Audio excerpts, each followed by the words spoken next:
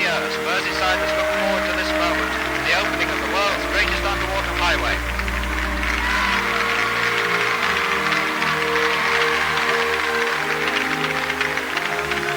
In honour of my father, it is with the greatest pleasure that I declare the second Mersey Tunnel open and name it Kingsway. Owned and operated by Mersey Travel, Merseyside's Passenger Transport Authority and Executive, the two Mersey tunnels are now regarded as the two safest tunnels in the UK. They are a vital link across the water and are key to the economic success of the entire city region and beyond. Over 10 million vehicles a year use the older Queensway tunnel and 15 million use the more recent Kingsway. With that much traffic, it's vital to keep things moving. Problems in either tunnel can quickly lead to major congestion in Liverpool city centre. To maintain the flow and to keep watch for anything that could cause potential problems to the public, the tunnels have their own dedicated police force. With a staff of over 80, they work 24 hours a day to ensure safe passage of vehicles and passengers and also to respond to any potential emergencies. The highly visible mobile patrols through either tunnel are there to act as a deterrent to unsafe drivers and also to allow a quicker response to any developing emergency incident. They can escort emergency blue light vehicles such as ambulances through either tunnel and the toll plaza if required.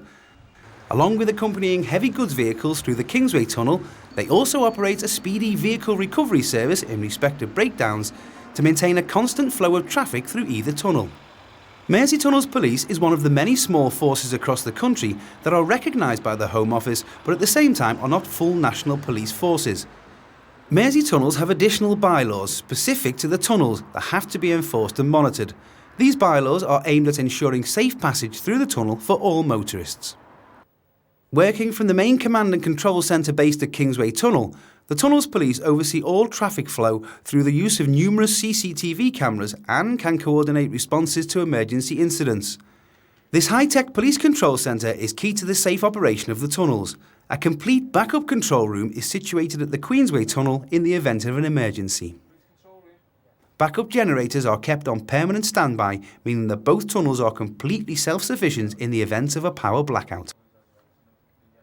Along with the Police Command and Control Centre, George's Dock Building is home to a second control room that helps to oversee the maintenance and ventilation of both tunnels.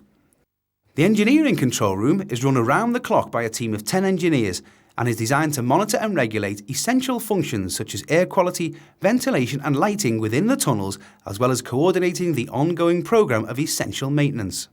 Given the age of the Queensway Tunnel and the unique construction methods used over 70 years ago, much of this work is highly specialised.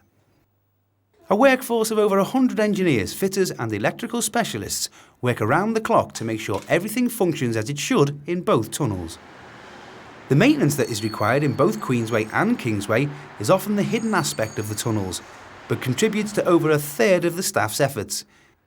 It is a compliment to these staff that the tunnels function as efficiently as they do today. All this behind-the-scenes organisation, staffing, maintenance and policing of the tunnels can be a complex and costly operation. So a system of tolls is in place to meet operational costs. It's also toll revenue that allows ongoing safety improvements to be commissioned within both tunnels. To collect tolls, each tunnel has its own toll plaza.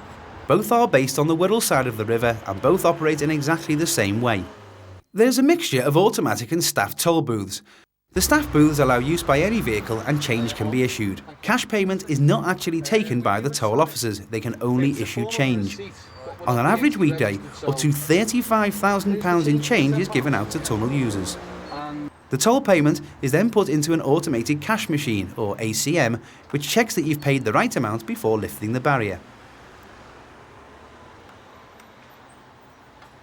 In addition, there are also a number of automatic lanes which can be used by cars and light vans only. The automatic lanes are not staffed and don't give out change. Users simply put their toll payment into the ACM to raise the barrier. Motorcycles, which can pass through the tunnel without paying a toll, are still required to stop. The cash system used by Mersey Tunnels is unique for a number of reasons. Most of the coins that pass through the fully automated system every year remain untouched by human hand. When at the Plaza Tunnel, users are probably unaware that under their wheels is a complex, secure system of underground machinery collecting and sorting coins and moving them to a central location where traffic numbers are verified and every penny is sorted. With over 8,000 vehicles per hour trying to get through the toll plazas during the morning peak, it's easy to see how queues might build up. So, an alternative method of payment was devised called the Mersey Tunnel's Fast Tag scheme. Fast Tag is a prepayment scheme that efficiently speeds up the passage of vehicles through the tunnel. Originally installed in 1992 and updated many times since then, the computerised toll system allows Mersey tunnels to closely monitor traffic levels, payments and Fast Tag usage. For customers, it allows a speedy, more convenient and cheaper method of travel. Information gathered through the toll system computers is linked to the Mersey Tunnel's website, where customers can access and view their account and journey details, as well as other useful information. Continued investment in systems like FastTag demonstrates that despite their age, the Mersey Tunnels are still capable of change and innovation as traffic increases and technology develops.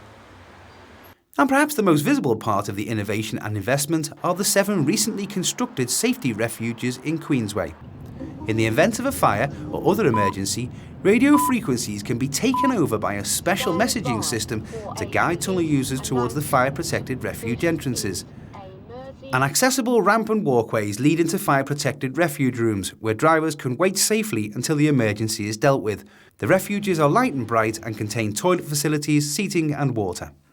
Once in the refuge, contact can be maintained with the police in the control room at all times through a two-way audio-visual link. If necessary, it is possible to access the surface at either bank of the river by using the walkways connecting each of the refuges beneath the road deck. New developments, like the safety refuges, demonstrate the commitment of Mersey Tunnels to provide a safe and reliable cross-river facility long into the future. A key aim of Mersey Tunnels is to maintain an environment of continual innovation which will see additional improvements and safety features added in the coming years.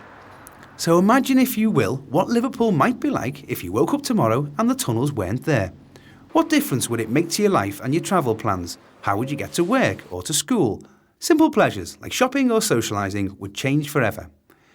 In fact, life in Liverpool and in the wider region without the tunnels would be unimaginable. Their importance in the social and economic life of the city, and indeed the whole northwest, just can't be underestimated. So you can see that there's more to the Mersey Tunnels than a couple of holes in the ground. But how, and indeed why, were these great monuments to civil engineering built? To see the full picture, we need to add another dimension: time. Let's now take a step or two back into history and look at how some of the twists of fate and circumstance have brought us to where we are today. As Chester's port declined with the silting up of the River Dee and the port of Liverpool grew, eventually to become second city of the empire in Victorian times, so the need for the ferries increased, and as time wore on, more and more people became commuters, choosing to live in the relative tranquility of Wirral while travelling to work in the city. The idea of a tunnel crossing was first mooted back in 1825, at the time of Sir Mark Brunel's plan to drive a tunnel under the Thames from Rotherhithe to Wapping. Like so many far-sighted British ideas, it came to nothing. But half a century later, with railway enthusiasm at its peak, the Mersey Railway Company was authorised to link the mainline tracks on either side of the river. By 1886, the engineering problems had been solved, and the tunnel was opened to passenger-carrying steam trains of the newly formed Mersey Railway. Despite foul conditions in the poorly ventilated tunnel, the railway immediately halved the Birkenhead ferry's traffic, and the writing was on the wall. Today, over a century later, the Mersey Railway is at the heart of an extensive electric network, providing ample justification for the foresight of those early tunnel pioneers. But with the railway limited to passenger transport, that still left the problem of goods traffic. The nearest bridge was 20 miles upstream at Warrington, and although towards the end of Victoria's reign, a transporter bridge, a strange device rather like a horizontal lift, was constructed to link Widnes and Runcorn, this had a limited capacity and was still many miles away from where the main crossing was needed. In any event, even though the transporter could carry goods as well as passengers, horse-drawn traffic still had to rely on the goods ferries, or luggage boats as they became known, and this wasn't always ideal. Crossing was often disrupted because of fog or gales, and capacity was limited.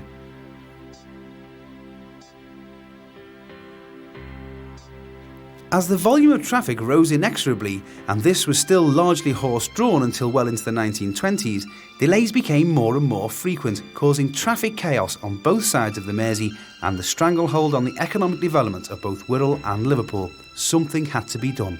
Bridge or tunnel? That was the question. Plans for a bridge 90 feet wide, 2,200 feet between spans and arching 185 feet above the river were seriously considered. But with the experience of the Great War fresh in people's minds, the scheme was rejected on the grounds of vulnerability to air attack and cost, a staggering £10.5 million. So it had to be a tunnel. In the early 1920s, a joint committee of the local authorities of Liverpool, Birkenhead, Wallasey and Bootle was set up under the chairmanship of Sir Archibald Salvage, leader of Liverpool City Council. They studied proposals for a 44-foot diameter tunnel with 4 9-foot traffic lanes in the upper section. In the lower section would be a double-line tramway designed to link new underground tramways, providing a through service from Everton via Liverpool city centre to Wallasey. This, the experts said, would cost under £6.5 million and would even include 2 entrances at either end.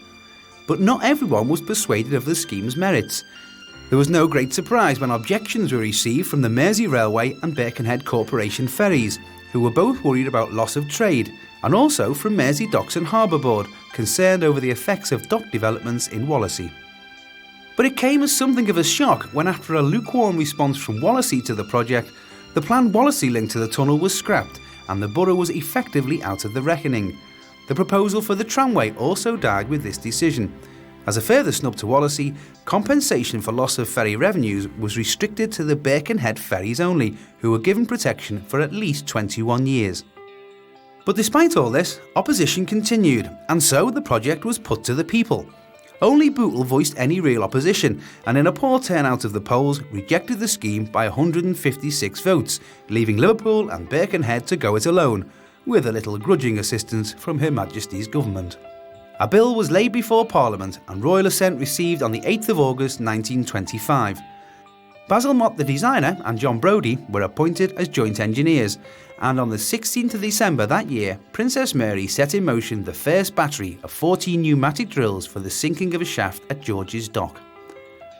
A similar shaft was started at Birkenhead on the 10th of March 1926, with Sir Archibald turning the first sod.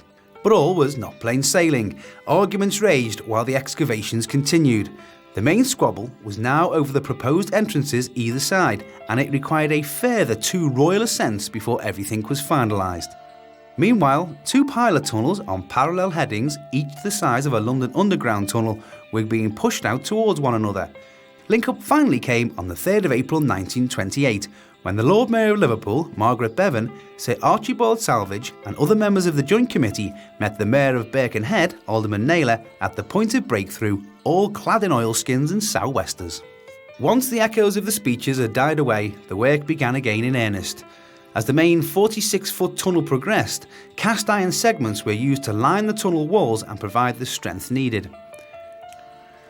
Everything went well. Geologist surveys had proved to be accurate and water seepage was within acceptable limits. But then, on the 29th of October 1930, disaster struck, and a fair-sized chunk of Dale Street disappeared into the excavation below, not far from the present tunnel entrance. Apparently, the line of the tunnel had crossed old earthen fortifications dating back to the time of Cromwell. Traffic was disrupted, but the tunnel work continued unabated, and it was even hoped the tunnel might be completed early.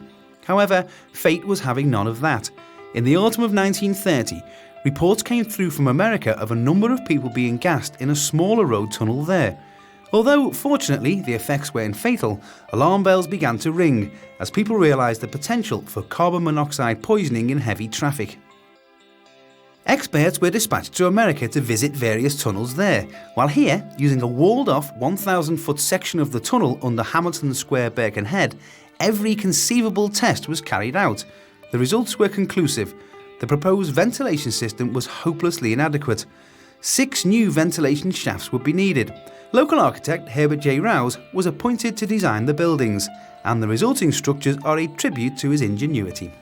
Inside, huge fans up to 28 feet in diameter draw in air through the sides of the towers and pump it via ducts in the lower tunnel up to road level.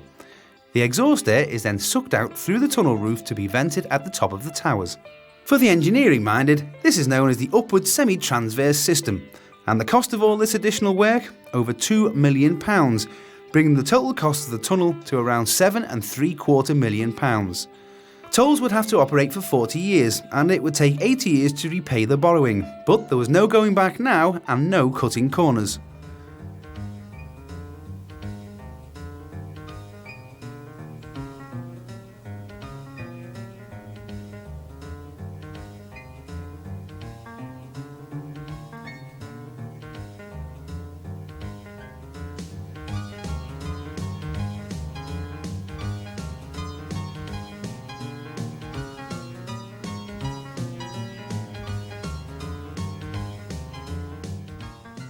Following his success with the ventilation buildings, Herbert Rouse was asked to design the final architectural features for the tunnel entrance and interior: the 4 portals, the cast iron toll booths, arch pylons providing staff accommodation, and the lighting columns.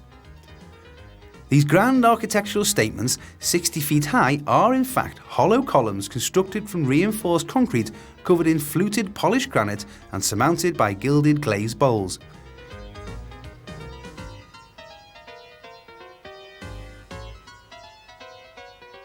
Inside, the black glass lining of the tunnel walls at road level was chosen by Rouse for its ease of cleaning and good reflective properties.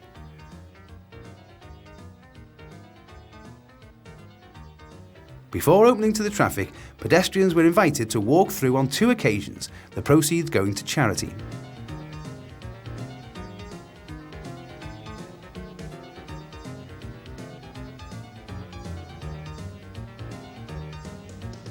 Early on the 18th of July 1934, a day of brilliant sunshine, the crowds began to gather outside the Liverpool entrance to the tunnel in Old Haymarket, eventually numbering almost 200,000. They'd come to see King George V and Queen Mary perform the opening ceremony.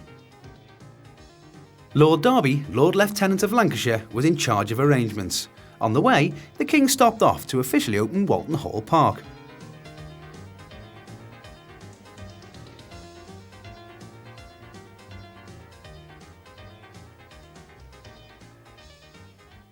Well before the King and Queen arrived, everyone officially involved took their allotted places.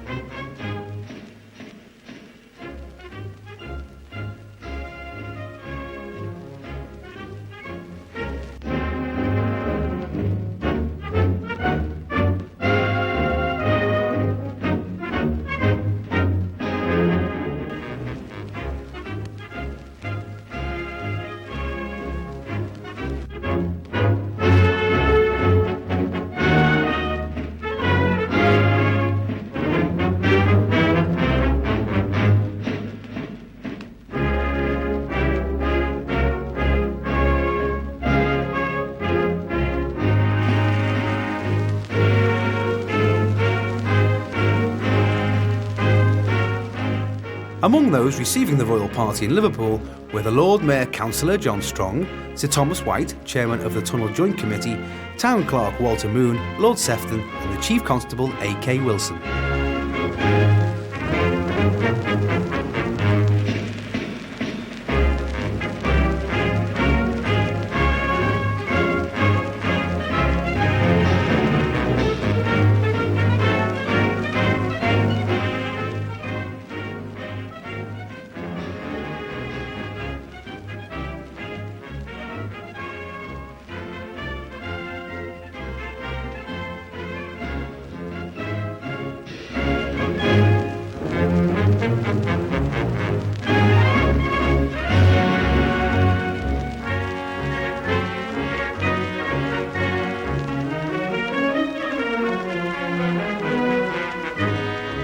The bishops of Liverpool and Cheshire would offer prayers. The Guard of Honour was mounted by the 2nd Battalion of the King's Regiment Liverpool.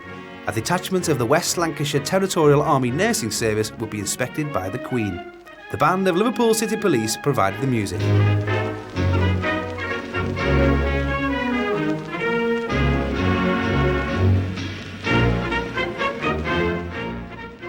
"11:45 and the royal party arrived.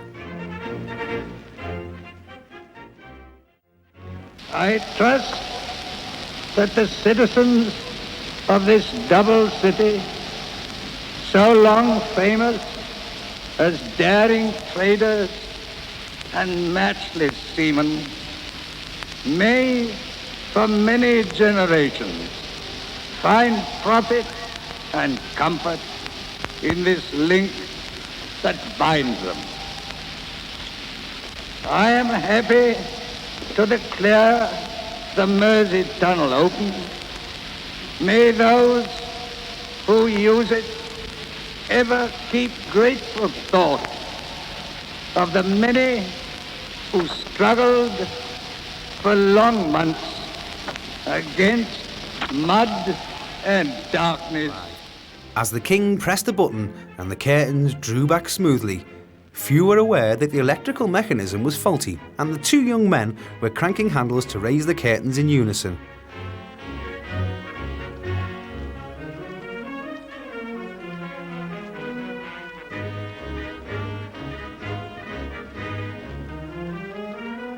The royal car led the way into the tunnel, a signal for the officials on the Liverpool side to return to the town hall for a celebratory meal, and for the great crowd to begin to disperse.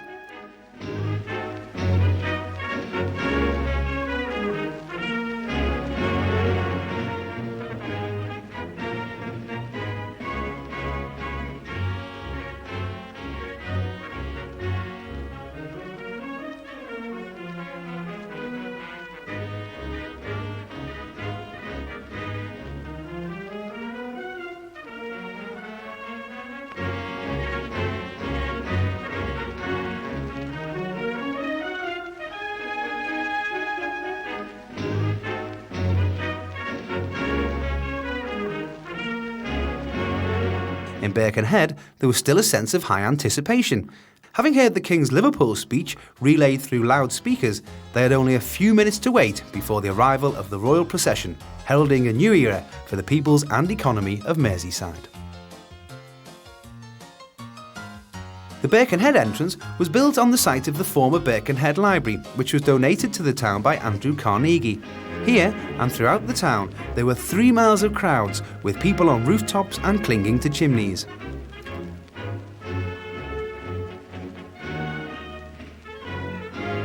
The band of the Grenadier Guards, dressed in scarlet and bearskins, was in attendance. The 4th and 5th Battalion of the Cheshire Regiment, based at Chester, lined the tunnel entrance, supported by the Birkenhead Institution Scout Troop.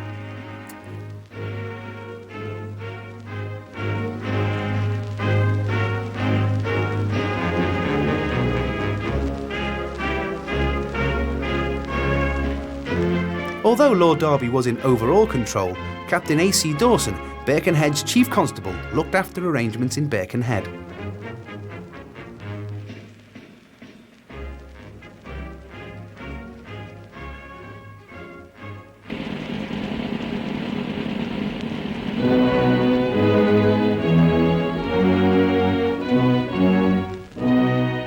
King George V and Queen Mary complete their journey through the tunnel, accompanied by Transport Minister Leslie Hoare-Belisha of Belisha Beacon fame and Lady-in-Waiting Dowager Countess of Airlie. Among those to receive the royal party were Mayor James Coulthard, Lord Leverhulme, local MP Graham White, E.W. Tame, Town Clerk and John Shepherd, Chief Librarian. After the speeches, the town clerk hurried across to introduce to the King Birkenhead's oldest inhabitant, 102-year-old Samuel Gillingham.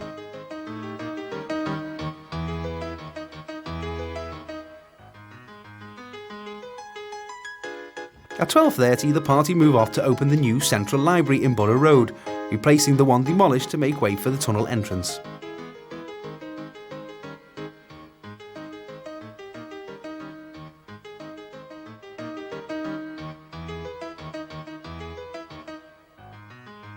At first, the tunnel itself was a tourist attraction, with sightseers gathering the day after the big event to watch the traffic flow, and in those days it did.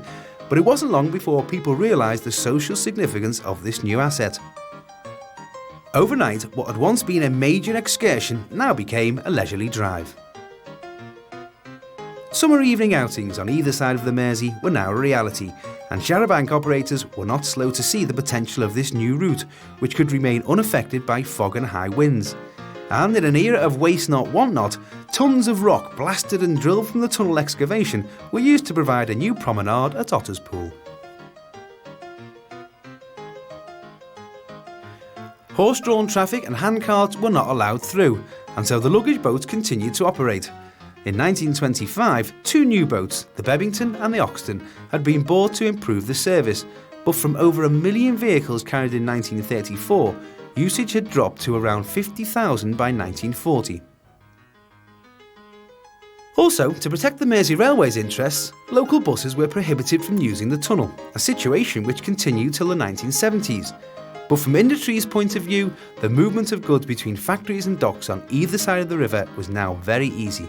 As a result, the economy grew and social change continued apace.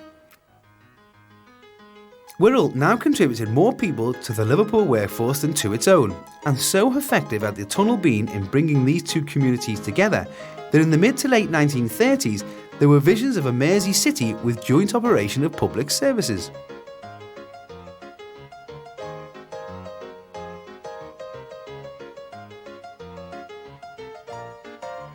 The outbreak of war in 1939 focused thoughts on more immediate matters, and although city life carried on fairly normally for a while, that was all to change with the devastating bomb raids of 1941. Shipping on the Mersey and the docks on both sides of the river were destroyed. Large parts of the city centre also succumbed, and St Nicholas's Church next to the tunnel dock entrance was extensively damaged.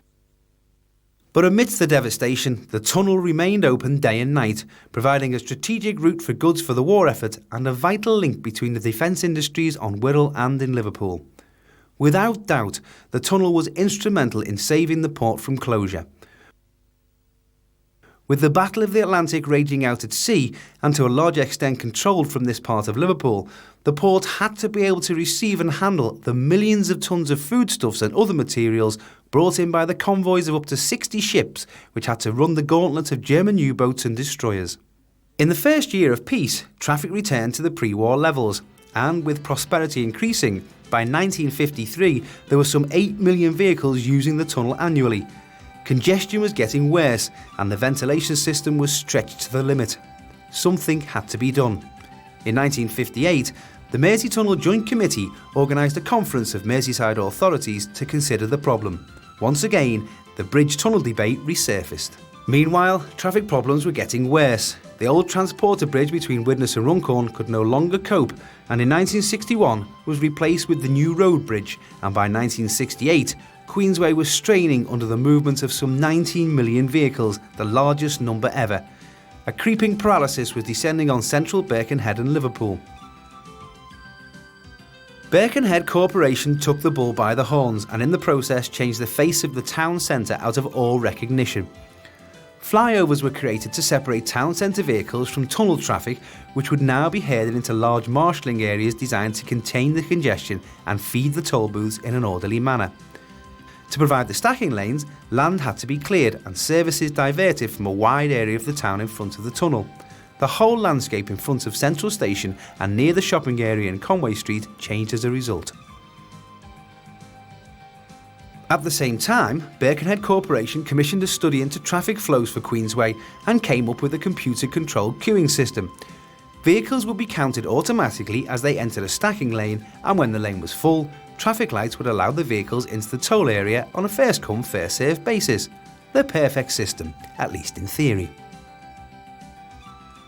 But despite the general public's patience observed at bus stops and in post offices, the British motorist does not like queues, and when the scheme was introduced, on seeing a lane filling up, would head for the nearest empty lane. The result, lots of partly filled lanes all waiting in vain for green lights.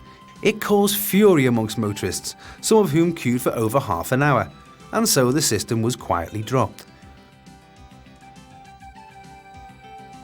While the scheme was being developed, the Tunnel's Joint Committee had come down in favour of a second Mersey tunnel which would link Liverpool to Wallasey. Sponsored by the Liverpool, Birkenhead and Wallasey corporations, it would cure congestion and allow for future traffic growth. The road would connect with a new mid-Wirral motorway, the M53, at Bidston Moss, providing direct access to the national motorway network. The new approach roads made use of the now closed Liverpool and North Wales railway cutting, where it passed through the sites of the old Poulton and Seacombe stations.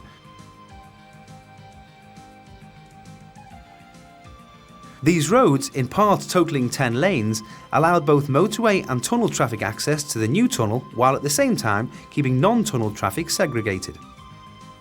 The new tunnel was planned as two separate tubes running in virtually straight lines. With only two 12-foot traffic lanes for each tunnel, far less earth would need to be removed than for a single large 4-lane tunnel like Queensway. Mott, Hay and Anderson were appointed as designers, with Nuttall Atkinson as contractors. Construction of this new tunnel involved new techniques. Following the successful boring of a 12-foot pilot tunnel, the contractors shipped to Britain the world's largest tunnel boring machine. This American-built mole, it was hoped, would not only speed up operations, but would also provide a more accurate bore. The self-propelled 45-foot-long mole, weighing in at 350 tonnes and sporting 55 steel cutters, was assembled at the Wallasey entrance, and using the pilot tunnel as a guide, began to eat its way into the rock. As it progressed, the tunnel behind was lined with precast, tailor-made concrete segments, and a watertight seal was created. Excavated stone was automatically conveyed back to the tunnel entrance. At its peak performance in June 1968, progress exceeded 200 feet in 1 week, but this could not be sustained, and as conditions became wetter, the mole suffered more and more problems.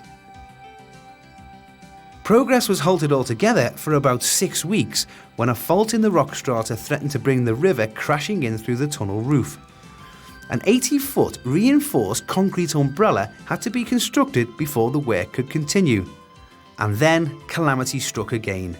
The mole's main bearing failed, probably due partly to the damp and salty atmosphere, and a huge, complex operation to replace the bearing was both planned and carried out within the tunnel under dreadful conditions. Much to the surprise of the main harbingers of doom, the replacement was successful and the mole completed its task without further mishap, breaking through at the Liverpool end on the 4th of March 1970. Alderman MacDonald Stewart was chairman of the Joint Committee at the time. But it was to be another 15 months before the first tunnel was ready to use. Ventilation, electrical and lighting works, and the building of the road to link the tunnel with the A59 in Liverpool all had to be completed. Merseyside now had the first subaqueous tunnel to be built by a machine anywhere in the world, and in 1968 powers were granted to allow construction of the second parallel tube. The mole began its work again, but this time with the benefit of experience and with some important modifications. Work on this tunnel was completed in half the time. Confirming the tradition established in 1933 and 34, the public was given the chance to walk through the new tunnel in return for a payment to be donated to charity.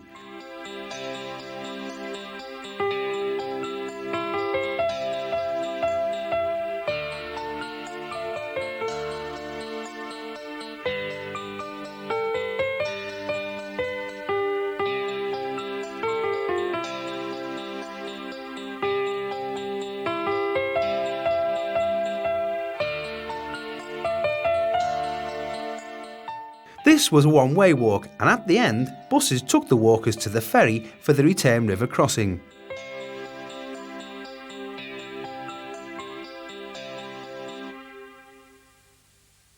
On the 24th of June 1971, Queen Elizabeth arrived in Liverpool for the opening ceremony.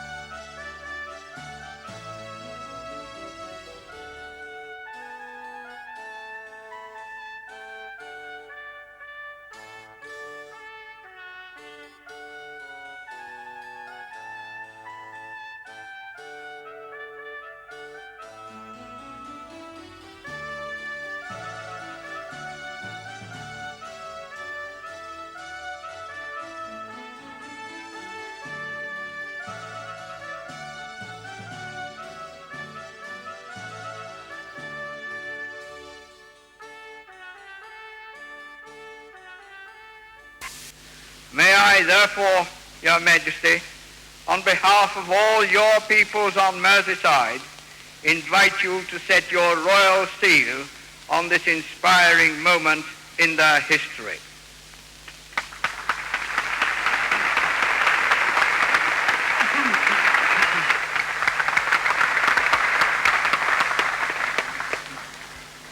Mr. Chairman, I am delighted to be on Merseyside today, both in Liverpool and very shortly in Wallasey. The deep water of the River Mersey has been the foundation of Merseyside's growth.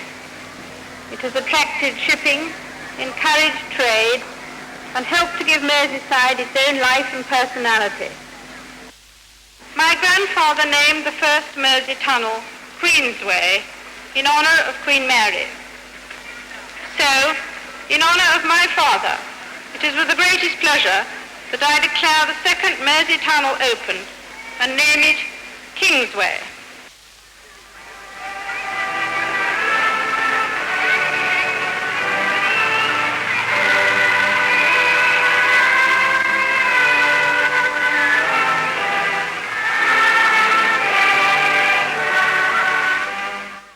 After naming the tunnel Kingsway, to complement the title bestowed by her grandfather on the Birkenhead Tunnel, the Queen travelled through to an equally enthusiastic welcome in Wallasey.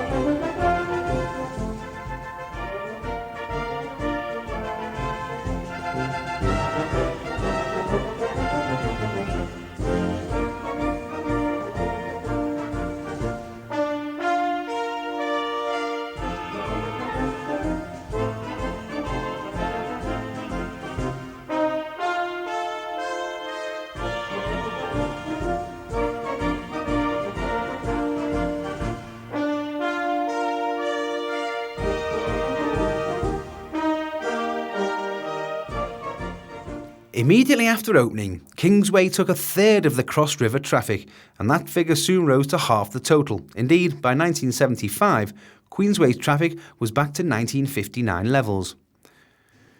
This was somewhat unexpected.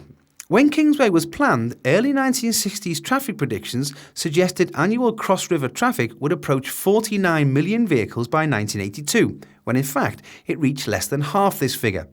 The oil crisis of 1972 to 73, with the doubling of fuel prices and successive economic recessions which put paid to the sustained growth of the immediate post-war period, confounded the predictions.